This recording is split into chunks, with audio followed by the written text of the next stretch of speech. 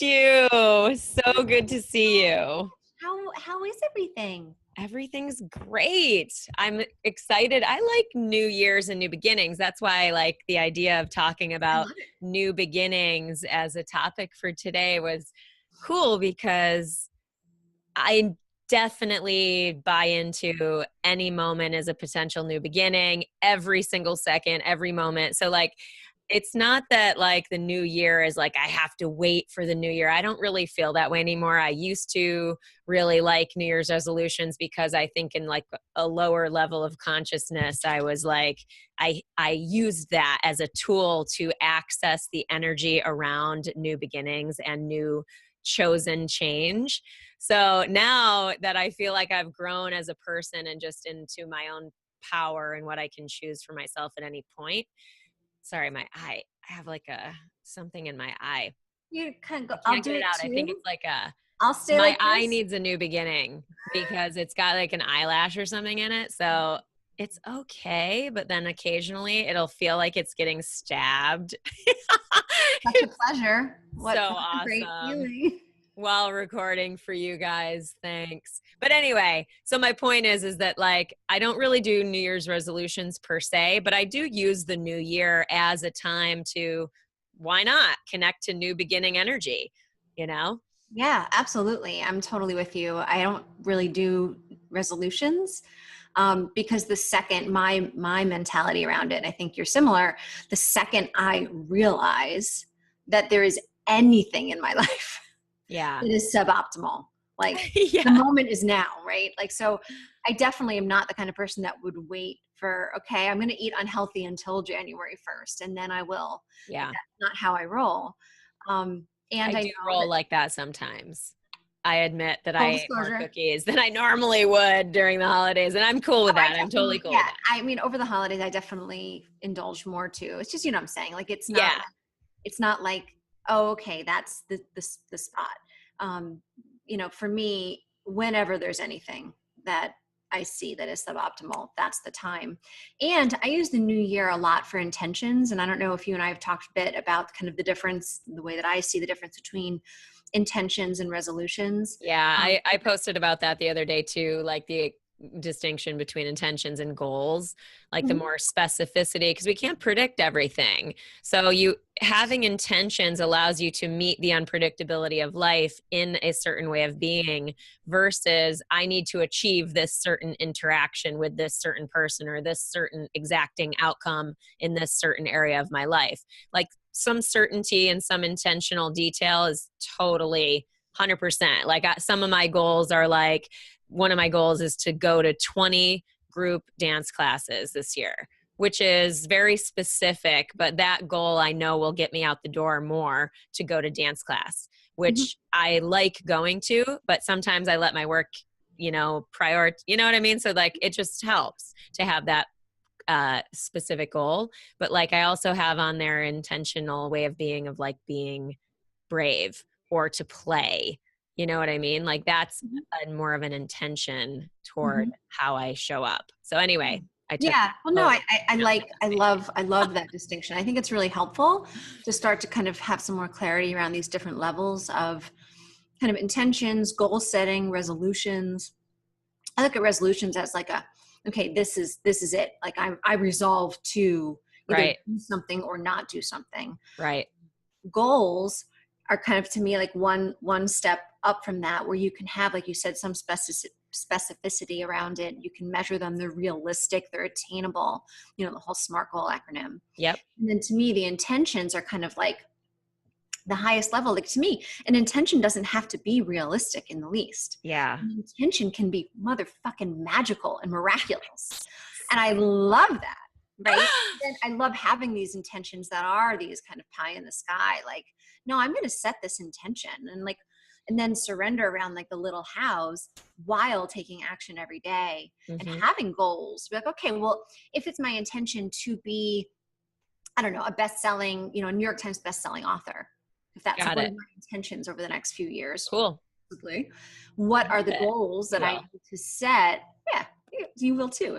If you want if that, I want to, if you yeah. still want that, we can make anything happen. Yeah. Um, what are the goals that would support me getting there, because that's when you're like, all right, real, okay, so if that's my goal, I have no idea how the hell that's going to happen, but what would be a logical kind of set of, you know, realistic, measurable, you know, attainable goals to get me there. It's like, well, I got to write a book then. Like, I got to Yeah. write another book. I got Yeah. to I have to sit get down a today and publisher, write. get an agent. Right. You know, that's the way that I do it. And I do love using the new year and this new beginning kind of energy. And I actually specifically do this every quarter. That's the way I think you probably do it too. But like January 1, you know, then again in March, April, you know what I'm saying? And so that's when I do that. And it feels so good to set those and write Mhm. those down and like be like, yeah, that is miraculous. I don't know how I'm going to do that. And I'm going to set that. And there's Lewis Howes has that great kind of story where that was one of his intentions. And he jokes because he didn't quite do it. He was number 2 on the New York best-selling. So it's like, sometimes, you know, the whole like shoot for the moon, you'll still hit the stars kind of thing. Yeah. That, you know, life is funny like that. And Yeah, I hear that as like, because I think I love what you just brought up, because like pie in the sky goals, intentions, whatever vernacular or words you want to use to describe that, it's, yeah, like I feel like I was describing not specific ways of being, and you're describing what I would call a goal, but then I would be detached from that outcome. Like that's the language I would use around pie in the sky goals, is that then it would require all these small sub goals to get me in action toward the even potential of that outcome. You know what I mean? Setting the intention at all, saying, I want to have this big goal of being a New York Times bestselling author in whatever the timeline was that you said. And that is awesome, because that is like action number 1 of putting it top of mind, putting it out there. And I a big part of, I think, helping people follow through on their goals or figuring out how to get there and break shit down and stuff, is to find a way to have their intentions and their goals in their face or repeated in their daily life. Because like, it's so much easier to make choices in alignment with your goal, for example, of becoming a best-selling author, New York Times bestseller, to it's in the top of your mind. Because life is full of stuff. Like you've got your family and your other work that you're working on, you've got friendships, you've got whatever, all the stuff that you're doing. And it's easy to forget. So I think one of the biggest things that helps me stay on task is, like you say, the quarterly check-ins, but one of the biggest things is that daily top of mind, keeping it. So I print it out and I post it, so I see it every single day. That works for me. absolutely. Visually works for me. Having for me, like a vision board. I have a thumbtack board kind of behind my desk, and that's where I put that stuff up there. And I also just to go back, so it's funny because one of the things when I talk about intentions and setting intentions, one of the ways that I explain our ability to manifest our intentions is that we need to be, like you said, who am I going to be? You need to be the person that attained that. So like, if you want that promotion, if you want to be the best-selling author, it's like, well, you got to be that person. You can't achieve something if you're not being it. Yeah. So I love when you said that, because it goes very hand in hand with the way that I talk about intentions. It really is a way of being. And it's kind of this subtle shift of, okay, you've got this goal of something you want to achieve or attain, but anything that we want to achieve or attain, we have to be, and we have to bless. Like those are the other things. And I love. Yeah. Well, and that's the thing. The question I think to ask, and using your goal intention of the book, of the best-selling author book thing. Sorry, I'm not describing it well every time. I think it's an awesome job. I'm actually not sorry. You know why? Because you're apologizing less, standing in what I'm saying. No over apologizing. My 2018 goals, no joke. My accountability group, the one that I run, is I put that in there, and they're totally helping me hold me accountable. And this is not new, but it's cool. I'm inching on that goal every year. Yeah. So anyway, what was I going to say? What were you saying? This is totally The good too. goal of being an author and Oh doing yeah. that and blessing that. Yes. So the questions we should ask, or we can ask ourselves, that will help support us is, what qualities would I guess a New York Times best-selling author would have? Would they have qualities of, clarity in their message? Would they have, perseverance? Would they be willing to work hard and write into their resistance? Would they, like all this stuff that, like, what do I think it actually will take to get me to that end? Exactly. Exactly. And it's so cool because you're able to really kind of paint the picture and then take action every day. And as you and I always talk about, it's about taking action, and like that's where the rubber meets the road. Oh And yeah. so it really does fill in, like the way that I do it, my quarterly goals. And then, okay, what does that look like each month? Like, what do I need to achieve each month? And then what do I achieve each week? And then what does that mean I'm going to achieve each day? And it really gives you so much clarity around your actionability. Like, what are the actions you're going to take? And it's cool because it takes something that is very kind of pie in the sky and like daunting and all of that, but you can reverse engineer it into a very concrete action plan where you don't necessarily know what one specific action is going to be the thing that then are the big kind of breakthroughs, and suddenly you do have an agent, and suddenly you do have the book deal, and suddenly you do have the marketing plan and the tours and all of that. Like, you don't know exactly how it's going to happen, Right. and you're working consistently towards that, and at some point it will break through. Like, at some point, if you keep pounding on that tunnel, you don't know which one of that one pickaxe swing is going to be when it finally breaks open. But if you just keep doing the work and keep pounding, eventually, or like chopping down a tree, you don't know which one swing the tree is going to finally fall. Yeah. You know it will. Just don't stop swinging. I know. And that's the whole concept of the 10-year, it takes 10 years to be an overnight success. And it's so true. So true. I actually just had a conversation with somebody this week who is interested in life coaching and this and that. Anytime I have a conversation about like us going forward as a potential career path, for example, like the idea of entrepreneurship and being in business in this way, for example, is that it takes a lot of work. Like, you must not kid yourself. Like, and that I think is anything pie in the sky. If we go to the pie in the sky thing, any bigger goal, it takes something. Any little goals take something too. Do I want to be healthy, physically fit? Yeah. Okay. That means I have to get my gym clothes on. Yeah. Like, again, it's such an easy Look good parallel, but that's hard to do too, is to get my gym clothes on and go out the door and figure out a way to be active in freezing winter or whatever. You know what I mean? So I'm not trying to diminish the challenge that we feel day to day. I'm more just, I don't like to be super fluffy about, and because I'm all positive about it.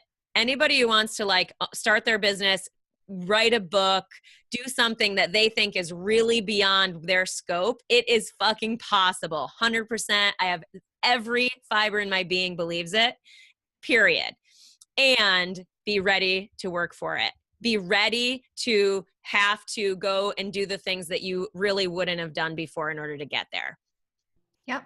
No, I mean, everything takes hard work. And then just circling back to the whole new beginnings thing, that's why it's really healthy to be like, okay, the time is now. And it really feels like the time is now. I mean, because time is always now. The time's always now.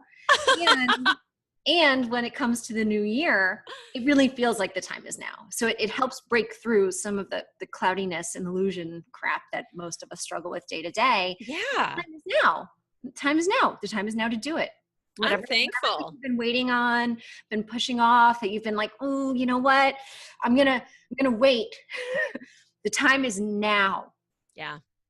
Yeah. And if you don't have the step that feels like, if you're thinking the first step is something that's too scary for you, try to dial it back. Dial it back a little bit more. What's the smallest action you can take that moves you toward that bigger thing that you're wanting to do? The thing with the new year, I love it. I'm glad and grateful that our societally we have a thing that gives us this experience, because as a younger person, who was not immersed daily and deeply in personal growth and my own evolution of consciousness and contribution, before I was that person, I was like, I didn't even know that experience of the new year and resolutions would be useful to me, but it fucking was. So Yeah. like, I'm all about it. So I don't even mean to even diss resolutions. If that's No, if where you're at, that's where you're great. at, make some motherfucking resolutions. Let's get some Boom. habit change, baby. And Exactly. not, again, not to like plug the whole coaching thing. Um, and like having a coach is so huge in those moments where you're like, oh shit, like there's part of me that knows I need to make this change. And there's a big part of me that's fucking terrified and doesn't know what the next best step is, or Yeah. thinks that I don't know. Because this is the thing that I would challenge pretty much everybody on. Yep. On some level, we always know what we need to do. It's just we I agree. block it because we're like, I'm so scared Fear that I wins. think I don't know. And I think that I don't know and I can't. I agree. And that is never fucking true. The truth is, we're scared, me included. I'm scared every fucking day. I bravely and proudly face my fear. And Elizabeth Gilbert, I'm sure I've said this before, but like her whole thing is like, fear's coming with you. Fear's got to sit in the back seat. Fear can't touch like the radio. Fear's not driving. Because whenever fear is driving, you are going off your path. We need to bravely forge forward. And having a coach, so many times in my life, I felt like I was stuck and I felt like I had no idea what the next step was to move forward in whatever particular goal it was that I had. And even just now, just actually yesterday, I signed up for a new coaching program with this woman that has way more knowledge than I do about kind of deep ab strength and like pelvic floor strength, which is something Cool. I'm really passionate about as a woman who's had babies. Like, take care of your pelvic floor, people. Yeah. Nice. Just saying. But like just yesterday I signed up because I was like, and most people would be like, Pam, aren't you an expert at that? Like on some level, yes. Like I know more than like 90% of people about such things. And I always know that I can learn more. And Sure. so if you meet somebody that resonates with you, sign up for the program, sign up for the coaching, do an exploration call. I know you do exploration calls, right? Like you'll talk to I somebody. do sample sessions, which Sample is the more sessions. affordable way to try out coaching with me. I actually don't do free calls. Yeah. I No. don't. I used to way back in the day, but I find that it is more beneficial to my clients for them to have buy-in from the very start. Yeah. No, I love it. I love it. So just to encourage people to do that, because Totally agree. it's a huge difference when you feel like you can't, or you feel like if there's any part of you that doubts whether you can do it, get a coach. It's so having a teammate. That's the frame that I use when I tell people about what I do, is I really feel like I'm a teammate for people. And that's the thing, is that like I have been so blessed and lucky in my life and my career, both in skydiving and in coaching, to have people that I really felt like were super amazing teammates and support and champions of me and recipients of my championing of them. It's like such this, I cannot say enough about it. That's why I'm so passionate about what I do. That's why I can sit here unapologetically and say, yes, Pam is on point. Getting a coach or a teammate or signing up for education of some kind, like I don't even care that this is a feeling like a promotional share. Like it's good. It's service. Such good stuff. It doesn't have to be us. And don't I'm not hire joking. us. Find someone that resonates with you. Yeah, that's true. I just shared, I'm doing this event with the Lady Drinks people. So this is a very short share. There's relevance to this New Beginnings thing. But I'm doing this event with them where I'm coaching, basically leading a day of transformation for people who want to go skydiving for the first time, but also want me leading the day, doing sort of transformational group coaching on both ends, both before their skydive and after. So for that part of the promotional effort for that, we're basically creating online stuff that we can share. And one of the questions to answer for people that are going to go to that, and the question to get people thinking is, what what was a time when you were bold? Like this idea of being bold, or like, kind of taking this intuitive leap of faith, as it were. And for me, it was one of the biggest new beginnings of my whole life, screams of everything we've said today, which is, and I just shared this in an email before our call, is that on my birthday, 2009, I swiped my credit card for $8,000 that I did not have, all because I couldn't deny the call in me that life coaching, however lame it sounded to me at the time, was real, which I'd done the research to determine it was a real thing. And it was part of my calling. I didn't know, not in that same week, I got a shoebox full of $100 bills from my friend supporting me as a human being. He had no clues. That's another longer story. And I got a skydiving commercial that made me upwards of $25,000 that same week. Mm-hmm. It was like the universe said, you deserve this because you trusted your gut, and I have your back. And I know that's me just kind of saying that and stating that that's what that is, but that belief supports me. Yeah. And that's absolutely what it felt like.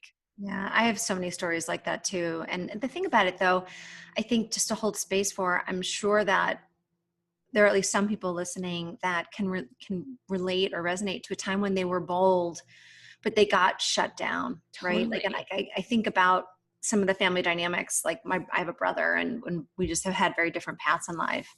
But for the people that have been like, yeah, I've been bold and I got slapped, just to hold space for, one of my things that has been really clear in 2018 that I'm like tattooing on my soul, like whatever happens to us is exactly what we need. I agree. So there are times when we maybe like felt like or thought that we were being bold, yet the time and the place, we were meant to have a lesson.